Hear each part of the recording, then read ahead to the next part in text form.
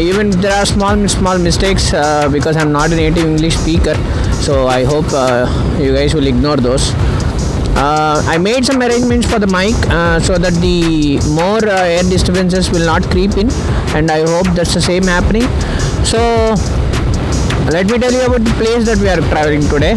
So it's around 45 kilometers from my hometown, Vijayawada. So the place is called Chebrolu. It's a small village in Guntur district. We have started at around 6:30, 6:45 after making all the arrangements for the mic, helmet and all the stuff. It is almost 6:45 now. I hope we'll reach around 7:45, maybe 8 o'clock. Okay, everything is working fine, I think.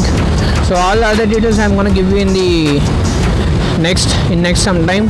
So once we go there, maybe first. So what we are going to do in Jaipur is we are actually trying to visit a temple. Okay, so yeah. Now I got this idea from one of my aunt. So recently when I called her and I was wishing her some Dasara wishes or something, so she told me, she gave me the idea like, why don't you make video out of on this temple. So this has some story behind it. The story is really interesting. So yeah, and this flyer is really handy, man, really handy. You just hop on it and then get out of the town. So cool.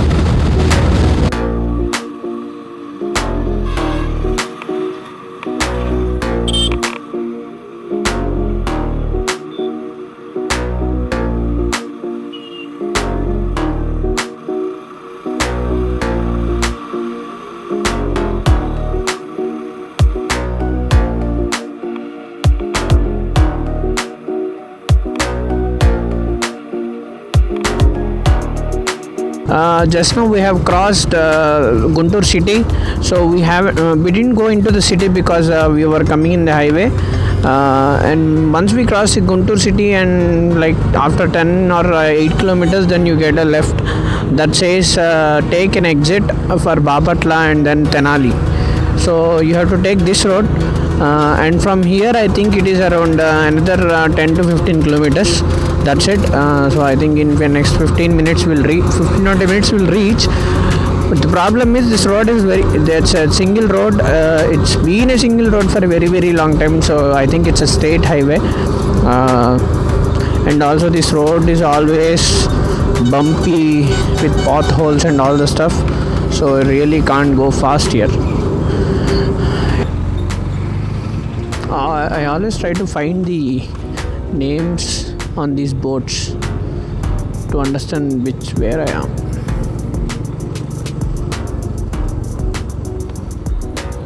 Okay, so 8 kilometers from here and 12 minutes. So we got that beautiful sun just now rising. I like the early morning rides because you got to see this all the time, and it's really fresh. You're fresh in the morning, okay, and you can travel a little more. You can cover a little more distance without ease. With ease, I mean. Need to go straight. So the village, I mean right after we entering this street, like, oh, this is the temple. This is the temple. But how this road? Okay.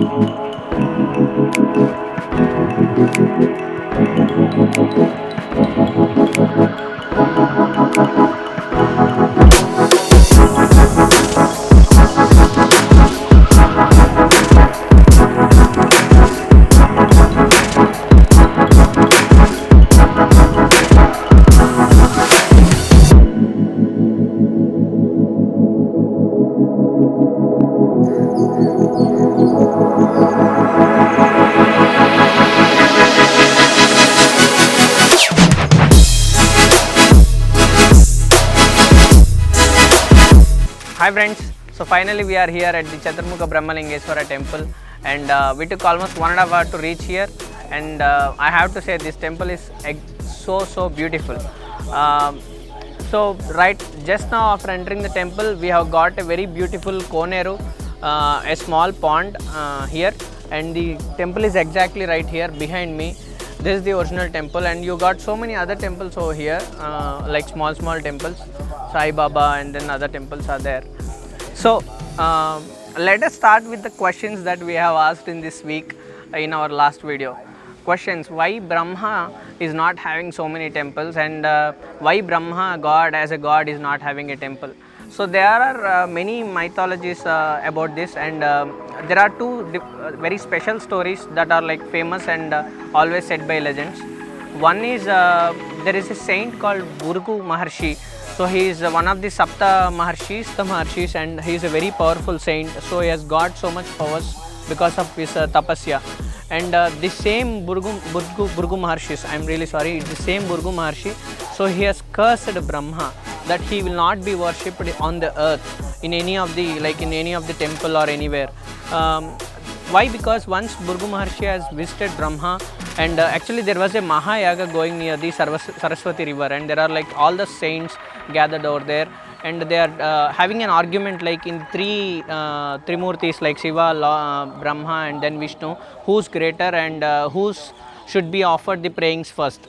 So in this context, they have given Burgu Maharshi a task to find out who's greater and who's the first person that has to be, first god that has to given the first prayings. In the same context, so Burgu Maharshi will visit all the Vishnu, Brahma, and then Shiva.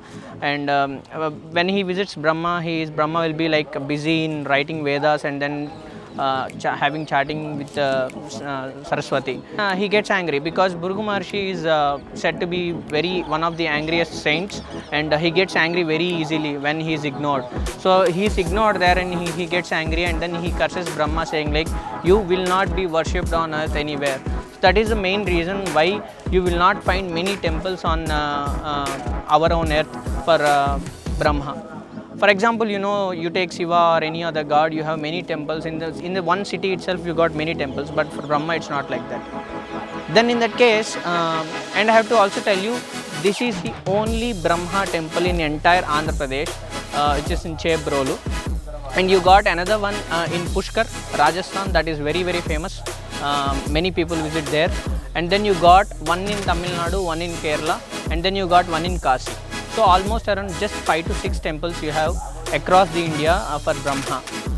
Now let us understand why this temple has been built. Now this temple has been built in Raja Vasireddy Venkatadri Naidu's period. So once at his time of kingdom, there are so many thieves that are just robbing the entire villages, robbing the people and all. So that became a really headache for Raja, and then Raja said, one day he is eating his food, and he has promised on his food, saying like, all the thieves, if they come and surrender, he will not do anything and he will give them prize or something like that.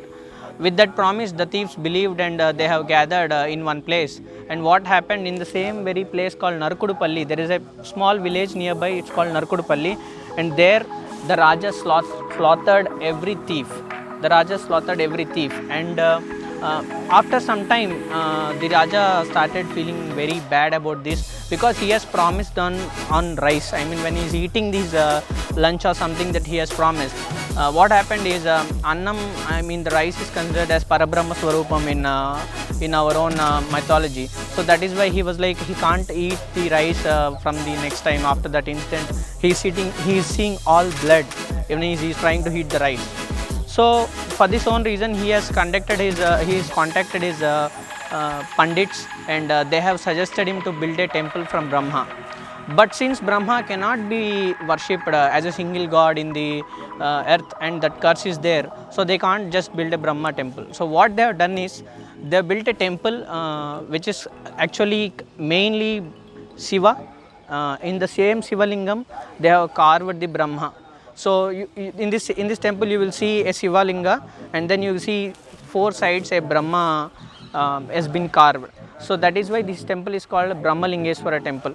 And since you have now a reason to pray Shiva, now you have the same reason, like you are offering your prayings to Shiva, not just to Brahma. Now you can pray over here.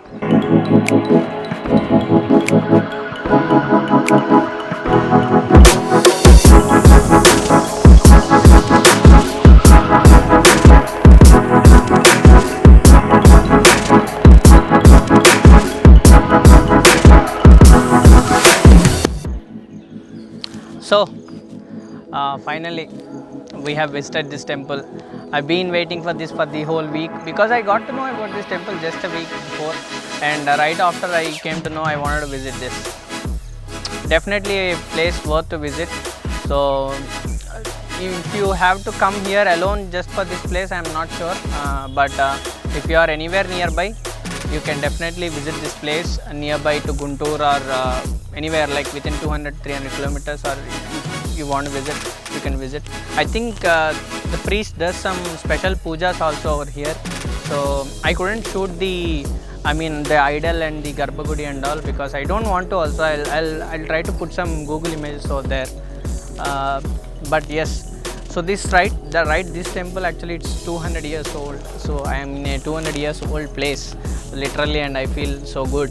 I mean, yes, this can be maintained a little bit nicer. I see plastic thrown over every pair. So you see here, there. So my very humble request, like whatever the place we go, try to maintain it neat, right? I always say in my videos, because now I am seeing this place, my next generation should also see this place, right? So at that time it will be 230 years, 240 years old. The age just grows on, and these are historic places. Apart from any religion, right, this has a story behind it, right? So I think it's just not a religious place, but it has a story behind it. And wherever the story is there, you know, the landscape hunter goes behind it hunting. So until I find the next story, this is your landscape hunter signing off with my beautiful sister Kavya.